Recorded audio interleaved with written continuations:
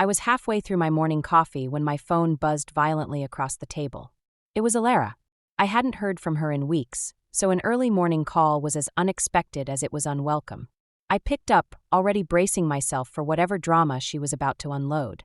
"Kaden, you need to come over to Mom and Dad's." "Like now," she said, her voice a mix of urgency and authority. "Elara, it's 8 in the morning. Can't this wait?" "No, it really can't. Just get here. Please." The please was new. It had me curious and a little on edge. I threw on a hoodie, grabbed my keys, and headed out the door, my mind racing with possibilities. Maybe she needed help with one of her influencer gigs, or she'd gotten into another spat with Jaxon. Whatever it was, I had a feeling it was going to be a long day. When I walked into my parents' living room, it was like stepping into a scene from a play where everyone had already memorized their lines, except me. Lorraine was fussing over Elara, while Harold sat in his usual chair, flipping through the newspaper, pretending not to be interested. Jaxon was there too, looking like he'd just stepped out of a catalog. "Kaden, finally!" Elara exclaimed, rushing over to give me a quick, perfunctory hug. "We have news."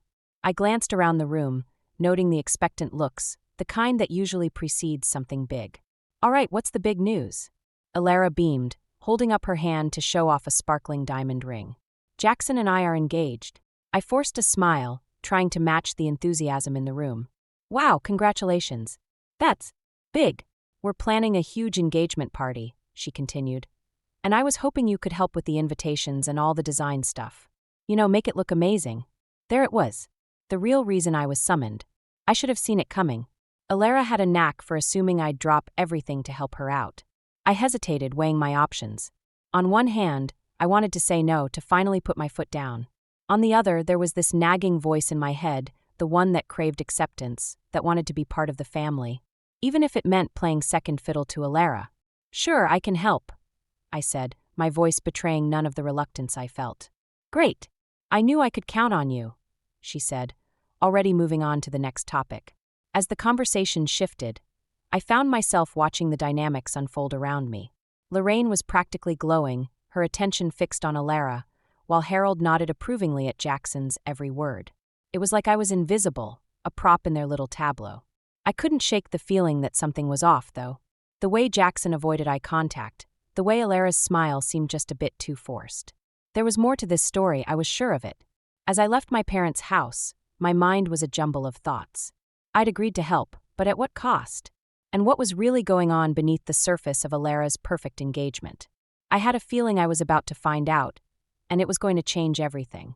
I sat at my cluttered desk, staring at the digital mock-up of Elara's engagement invitation on my computer screen. The design was elegant, understated, and in my opinion, perfect. But I knew it wouldn't stay that way for long.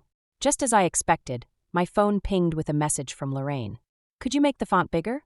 And add more gold? Elara really wants it to pop." I sighed, my fingers hovering over the keyboard. It was a small change, but it wasn't mine, and it felt like another tiny piece of my autonomy being chipped away. I made the adjustments, feeling the familiar weight of being sidelined. Later, I found myself at my parents' house again. Lorraine was bustling around the kitchen, her energy focused on preparing for yet another family dinner. Harold was in his usual spot, the television murmuring in the background. "Kaden, dear, did you get my message about the invitations?" Lorraine asked, glancing over her shoulder. "Yeah, I made the changes," I replied, trying to keep my tone light. "Oh, wonderful. Elara will be so pleased. She has such a vision for this party," Lorraine said, beaming. I nodded, though inside I felt a pang of frustration. It was always about Elara's vision, Elara's needs. I was just the tool to make it happen. As dinner unfolded, the conversation inevitably turned to the engagement. Elara was in full swing, describing plans for the party with Jaxon nodding along, adding his own embellishments. I listened, my mind wandering to the growing list of tasks I'd been handed. "Kaden, you're really going to make this special for us, right?" Elara asked, her eyes locking onto mine with an intensity that left little room for dissent. "Of course," I said, forcing a smile. "I'll do my best." "Your best is always good enough," Jaxon chimed in, his voice smooth and reassuring. I caught the slight edge in his words, though. Was it genuine praise or a subtle reminder of my place? It was hard to tell with Jaxon. His charm often masked his true intentions. After dinner, as I was packing up to leave, I overheard Lorraine and Harold talking in the next room. Their voices were low, but I could make out snippets of their conversation. "It's so important for Elara to have this moment," Lorraine was saying. "Caden's involvement is crucial." "Yes, but we must make sure everything aligns with what Elara wants," Harold replied. "He'll understand." I paused, the weight of their words settling over me. It wasn't just about the invitations. It was about ensuring everything fit Elara's narrative, even if it meant sidelining my own contributions. As I drove home, my mind was a swirl of thoughts. I felt like a supporting character in my own life, my efforts overshadowed by Elara's ambitions. But there was something else gnawing at me, a sense that I was missing a piece of the puzzle.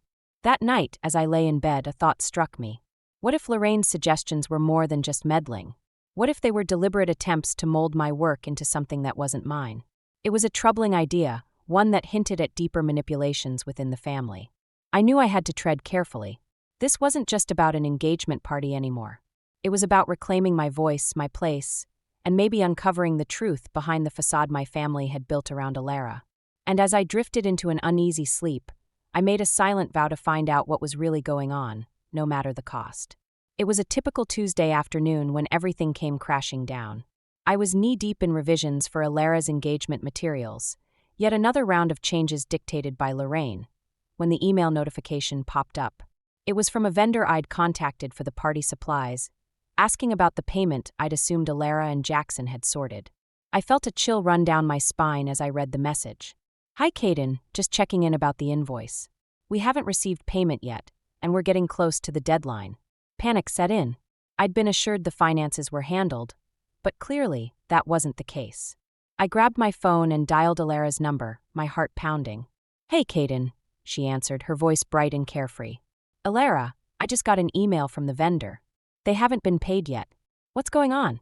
There was a pause, just long enough to make my stomach twist. "Oh right, we're just waiting for some funds to clear. It's nothing to worry about." "Nothing to worry about?" I echoed, disbelief creeping into my voice. "They're asking for payment, and I've been working under the assumption this was covered." "Relax, Caden. It'll be fine. Jackson's taking care of it," she said, brushing off my concerns like they were nothing. But they weren't nothing. This wasn't just a minor oversight. It felt like a deliberate deception, and I couldn't shake the feeling that there was more to it. I hung up, frustration simmering beneath the surface. I needed answers, and I was done waiting for them to be handed to me. I drove over to Jackson's office, determined to get to the bottom of this. As I walked in, I caught him chatting with a colleague, his charm on full display.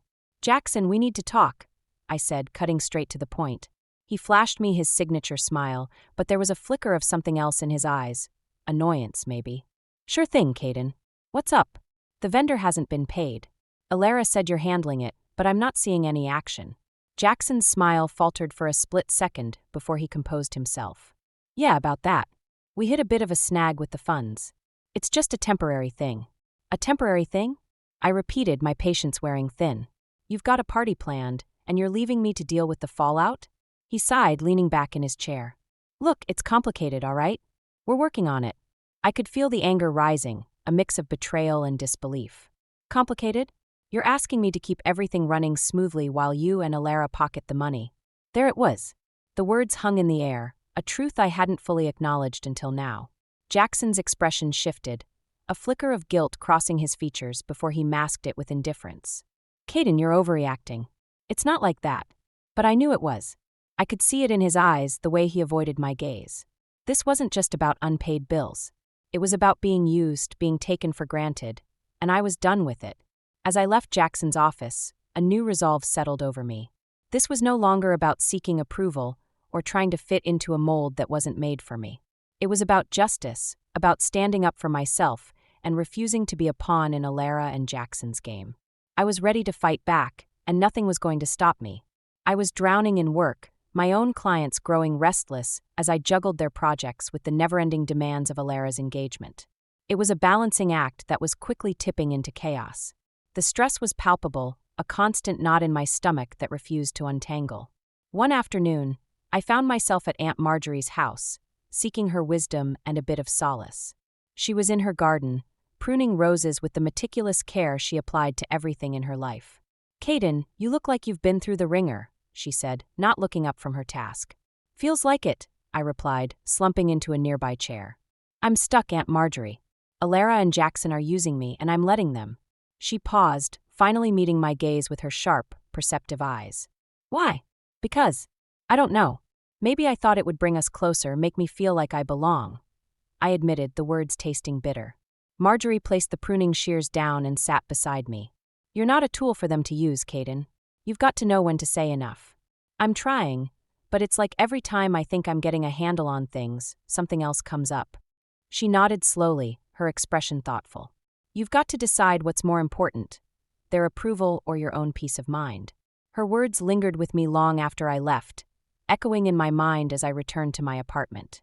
It was time to take a stand, but I wasn't sure how. Later that evening, my phone buzzed with a message from an unknown number. Curious, I opened it to find a series of screenshots, bank statements showing large transfers from Jackson's family to Elara and Jackson's joint account. My heart raced as I scrolled through the evidence of their deceit. I had no idea who had sent them, but the implications were clear. Elara and Jaxon were pocketing money meant for the engagement, and now I had proof. I knew I had to confront them, but I also needed to be smart about it. This was my chance to turn the tables, to reclaim some control. But how? The next day, I arranged to meet Elara at a cafe, choosing a public place to keep things civil. As I waited, I rehearsed what I would say, my nerves on edge. When she arrived, she was all smiles, oblivious to the storm brewing beneath my calm exterior. Hey, Caden. What's up? I took a deep breath, steadying myself. We need to talk about the engagement funds. Her smile faltered slightly, but she recovered quickly. Oh, that? It's all sorted now. No, it's not, I said, pulling out my phone and showing her the screenshots. This is what's been happening. Her eyes widened, a flicker of panic crossing her face before she masked it with indignation. Where did you get those? Does it matter? I replied, my voice steady. You've been lying to everyone, and you've been using me to cover your tracks. Elara leaned back, her expression shifting to something colder, more calculating. Caden, you don't understand. It's not what it looks like. It's exactly what it looks like, I countered. And I'm done being your scapegoat. As I walked away, I felt a sense of liberation, like a weight had been lifted. The path ahead was uncertain, but for the first time, I felt like I was moving in the right direction, ready to face whatever came next. The day after confronting Elara, I was back at my desk, trying to focus on a client's project. But my thoughts kept drifting back to the confrontation, replaying every word, every glance. I felt a strange mix of liberation and dread, knowing I'd finally stood up for myself, but unsure of what came next. My phone vibrated against the desk, jolting me from my thoughts. It was a text from Lorraine. Family dinner tonight. Important. Be there. I hesitated, considering ignoring it. But something told me this wasn't a request. It was a summons, and I had a feeling it was about to get messy. When I arrived at my parents' house, the atmosphere was thick with tension. Lorraine was in the kitchen, fussing over the stove, while Harold sat at the table, his expression unreadable. Elara and Jaxon were already there, sitting close together, their expressions carefully neutral. Caden, glad you could make it, Lorraine said, her voice too bright, too forced. Yeah, wouldn't miss it, I replied, taking a seat across from Elara and Jaxon. As dinner began, the conversation was stilted, filled with awkward pauses and forced pleasantries. I could feel the unspoken accusations hanging in the air, waiting for someone to break the silence. Finally, Harold cleared his throat, setting his fork down with a deliberate clink. Caden, we need to talk about what happened yesterday. I met his gaze, refusing to back down. What about it? Elara told us about your concerns, he said, choosing his words carefully. We think you might have misunderstood the situation. Misunderstood? I echoed, incredulous. I saw the bank statements, Dad. They're pocketing money meant for the engagement. Elara shifted uncomfortably, but Jaxon jumped in, his voice smooth and practiced. It's not what you think, Caden. We had every intention of using that money for the party. Then why hasn't anything been paid? I shot back, my frustration boiling over. Things got complicated, Elara said, her voice tinged with annoyance. You know how these things go. No, I don't, I replied, my voice firm. And I'm not going to be your cover anymore. The table fell silent, the weight of my words sinking in. Lorraine looked between us, her expression torn. Caden, we're family. We should be supporting each other. Support? I laughed bitterly. That's rich coming from you, Mom. You've been undermining me from the start, all for Elara's sake.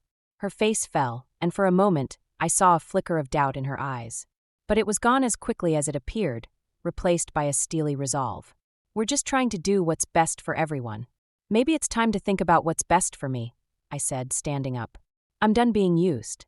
I left the table, ignoring the protests and pleas that followed me out the door. As I drove away, my mind was a whirlwind of emotions. The confrontation had been inevitable, but it had left me feeling more isolated than ever. But there was no turning back now. I was on a path that demanded action, demanded change. I just hoped I had the strength to see it through. I stood outside my parents' house, the cold evening air biting at my skin. Inside, the lights glowed warmly, a stark contrast to the chill that had settled over my heart. I took a deep breath and opened the door, stepping into the familiar chaos of a family gathering. Lorraine and Harold were already seated, their expressions a mix of anticipation and unease. Elara and Jaxon sat together, whispering in low tones, their faces a mask of innocence. I felt a surge of determination. This was it. Time to lay everything bare. "Caden, sit down," Lorraine said, her voice strained but trying for normalcy. I took a seat, my gaze steady on Elara and Jaxon. "We need to talk about the engagement funds." Elara's eyes flashed, but she quickly composed herself. "Caden, we've been over this. It's a misunderstanding." "No, it's not," I replied, my voice firm. "You've been lying to everyone, and I have proof." I placed the printed screenshots on the table, watching as they were passed around. Harold's face darkened as he scanned the pages, while Lorraine's expression shifted from confusion to disbelief. "Is this true?" Lorraine asked, turning to Elara, her voice trembling. Elara hesitated, her facade cracking. "It's not like that. We were going to use the money for the party, eventually." "Eventually?" I echoed, incredulous. "You've been using me to cover your tracks, and I'm done with it." Jaxon leaned forward, his charm slipping. "Caden, let's not blow this out of proportion. We can fix this." "Fix it?" I laughed bitterly. "You've been using everyone, and now you want to fix it?" The room fell silent, the weight of the confrontation settling over us. I could see the realization dawning on Lorraine's face, the blinders finally slipping away. But before anyone could speak, Harold stood up, his expression hard. "This is unacceptable," he said, his voice cold. "We trusted you." Elara's eyes filled with tears, but I couldn't tell if they were genuine or another act. "Dad, please, we just wanted to make everything perfect." "Perfect?" Harold repeated, shaking his head. "You've made a mess of everything." As the conversation spiraled into chaos, I felt an unexpected pang of guilt. This was my family, fractured and broken, and I was at the center of it. But I couldn't back down now. I'd come too far. Just then, my phone buzzed in my pocket. I glanced at the screen, my heart sinking as I read the message. "Your clients are pulling out. They're not happy with the delays." It was the final blow, the last piece of stability crumbling away. My career, my one refuge, was slipping through my fingers because I'd been too consumed by this family drama. I stood up, the room spinning around me. "I need to go," I said, my voice barely above a whisper. "Caden, wait," Lorraine called, but I was already moving, the walls closing in around me.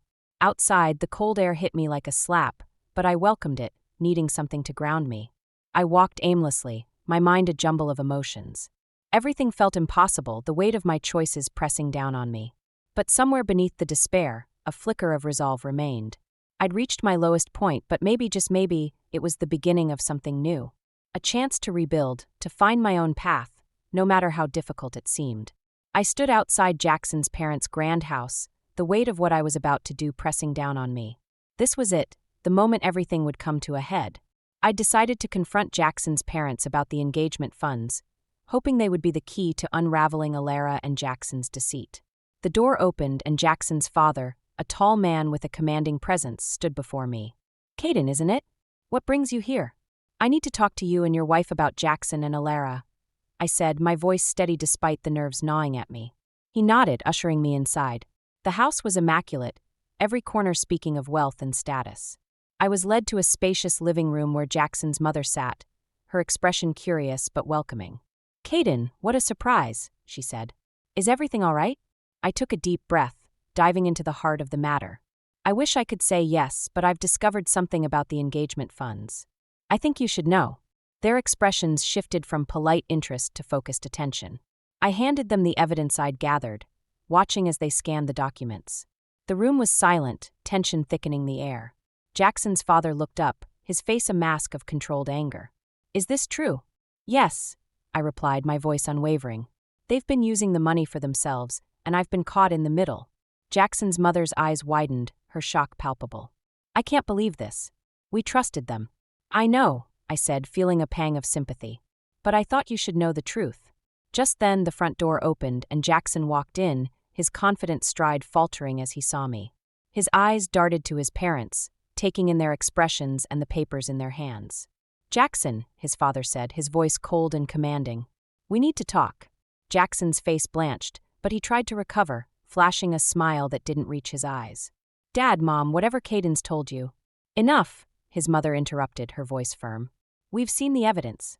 Jackson's facade crumbled, his charm failing him at last. I can explain.